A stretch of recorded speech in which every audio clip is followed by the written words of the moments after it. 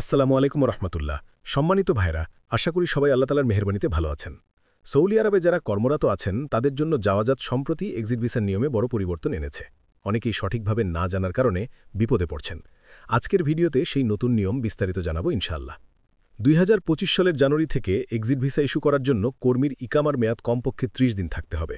যদি ইকামার মেয়াদ 30 দিন বাকি থাকে, এক্সিট ভিসায় আপনি পুরো 30 দিন সময় পাবেন। যদি মেয়াদ 60 দিন থাকে তাহলে 60 দিনই সময় পাবেন, কিন্তু যদি মাত্র 1-2 দিন ইকামার মেয়াদ থাকে তখন এক্সিট ভিসার সময়ও 1-2 দিনই হবে। আগে নিয়ম ছিল ইকামার শেষ হলেও এক্সিট ভিসায় প্রায় 60 দিন দেশে ফেরার সময় পাওয়া যেত। এখন আর সেই সুযোগ নেই।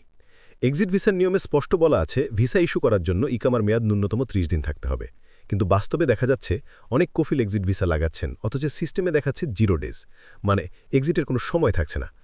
ইকামার মেয়াদ 1 দিন থাকলে 1 দিনের মধ্যেই দেশে ফিরতে হবে, যা প্রায় অসম্ভব। এর ফলে অনেকেই অনিচ্ছাকৃতভাবে অবৈধ হয়ে যাচ্ছেন।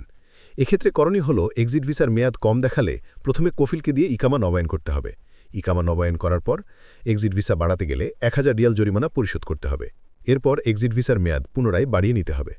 সময়মতো এটা না করলে 60-70 দিনের মধ্যে সিস্টেমে আপনার নামে হুরুব লেগে যেতে পারে, কারণ বর্তমানে এক্সিট ভিসার মেয়াদ শেষ হয়ে গেলে অটোমেটিকলি হুরুব লেগে যাওয়ার ঘটনা ঘটছে।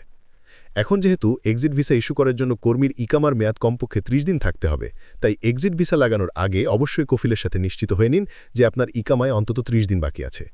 শেষ মুহূর্ত পর্যন্ত অপেক্ষা করবেন না, নাহলে টিকিট পাওয়া ও দেশে ফেরার প্রস্তুতি নেওয়া কঠিন হয়ে যাবে।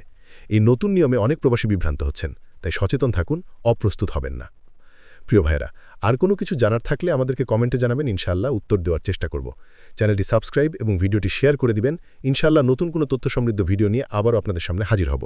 আল্লাহ আপনাদের সার্বিকভাবে ভালো রাখুন। আসসালামু আলাইকুম ওয়া রাহমাতুল্লাহ।